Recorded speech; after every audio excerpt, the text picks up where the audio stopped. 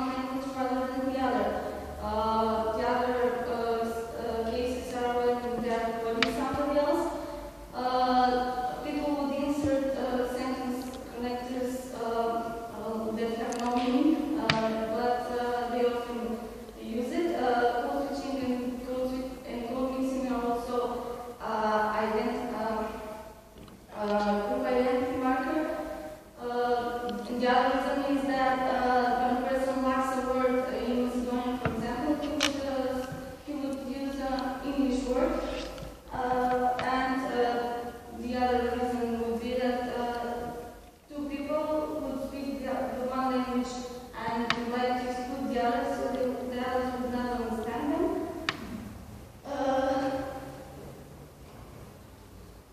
So, nevertheless, the aim of the research is to explore the language behavior of Macedonians living in Australia and then they switch from one language to another. Most of them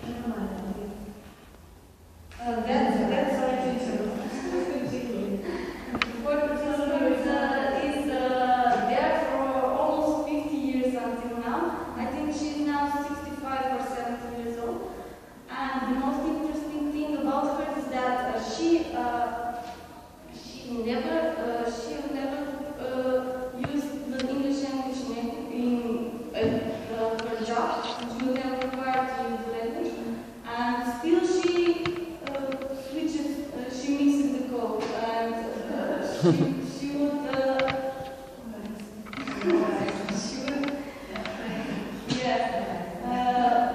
transfer the words into Macedonia and add suffixes as in called David.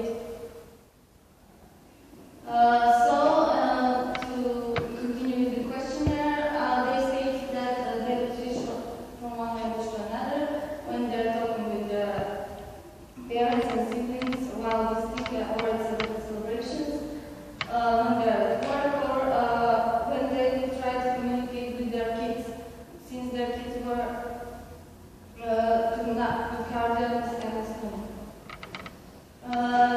They use English language. Most of them use English language from 1 to 5 hours a day, and only 2 of them answer that use the English language just 1 hour or less. They think their proficiency in English is high proficiency. I forget. Also, I asked them if they are required to use their language at work, and most of them, 90%, answered that they were required to use the language. They would mostly use it orally, and according to them, most of them said that it is not difficult for them to switch from one language to another. They gave common reasons for both mixings.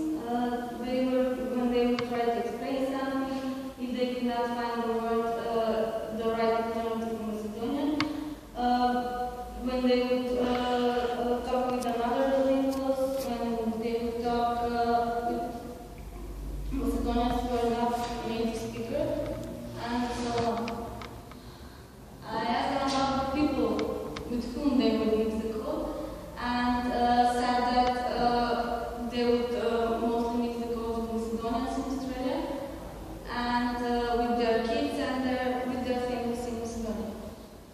And to conclude, these participants may speak Macedonian at home, but they must shift to English when going out, when go to work, for example. They mostly switch to English when they need to explain something with their kids, and on public occasions they must switch to English. And I would like to say that proficiency in their languages is depending on the exposure of the language. So if the person is exposed to the language, she would and if the person is exposed to the language and she has opportunities to use it, then she would achieve more proficiency in language. When talking, as I said, when talking to another bilingual, and sometimes they said that when they do not know the translations, when they would put English alternative. Thank you for your attention. Thank you. Okay. The floor is my colleagues.